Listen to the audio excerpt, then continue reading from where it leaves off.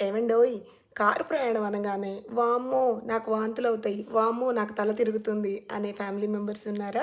మా ఇంట్లో అయితే ఉన్నారండి. ప్రతి ఇంట్లో ఒకళ్ళు ఉంటారని నేను అనుకుంటున్నాను. సో, అలాంటి వాళ్ళకి కొన్ని టిప్స్ నాకు తెలిసినవి ఇవాళ చెప్తాను. సో, ముఖ్యంగా కారులో వెళ్ళేవాళ్ళండి సీటింగ్ అరేంజ్‌మెంట్ చూసుకోండి.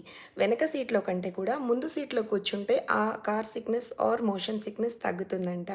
అదే ట్రైన్ జర్నీ అనుకోండి కిటికీ వైపు కూర్చోండి. ట్రైన్ వెళ్ళే డైరెక్షన్ చూస్తూ కూర్చోండి. రివర్స్‌లో కూర్చోవద్దు. అండ్ దెన్ బస్‌లో వెళ్ళే వాళ్ళకి చెప్తున్నానండి. కింద బెర్త్ అనేది ప్రిఫర్ చేయండి. పైన ఎక్కి పడుకోవడాలు లాంటివి చేయమాకండి. మీకు ఈ సిక్‌నెస్ కనుక ఉంటే. సో, ఇవన్నీ పక్కన పెట్టేస్తే నంబర్ 2 రూల్ నంబర్ 2 ఏంటంటే దయచేసి మొబైల్ ఫోన్లు, పుస్తకాలు చదవడాలు, ఫోన్లు చూడ్డాలు చేయమాకండి. దాని బదులు సరదాగా మీకు నచ్చిన పాటలేమన్నా ఆన్ చేసుకొని లేదా మీ ఫ్యామిలీ మెంబర్స్‌తో కబుర్లు చెప్పుకుంటూ ప్రయాణం చేయండి. అదయిపోయింది కదా!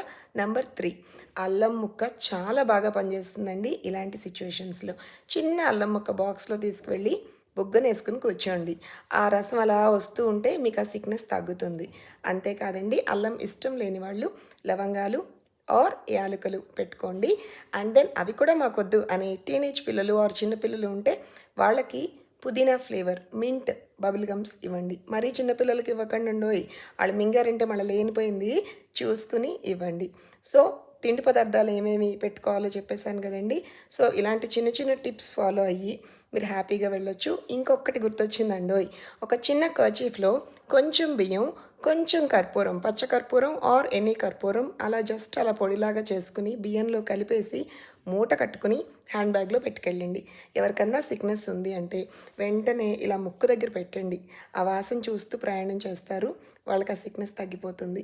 హ్యాపీగా మీ జర్నీ ఉండాలి, కంఫర్టబుల్‌గా ఉండాలి అంటే నేను చెప్పే ఈ టిప్స్ అన్నీ ఫాలో అవ్వండి.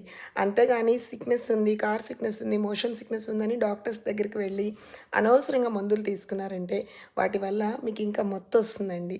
సో, జర్నీ చేసేవాళ్ళు పక్కన కూర్చున్న వాళ్ళకైతే ఓకే. బట్ డ్రైవ్ చేసే వాళ్ళకి ఈ పరిస్థితి ఉంటే చాలా కష్టం గదా! సో, నాకు తెలిసిన టిప్స్ ఇవాళ మీతో షేర్ చేసుకున్నాను. నచ్చితే ప్లీజ్ ఫాలో.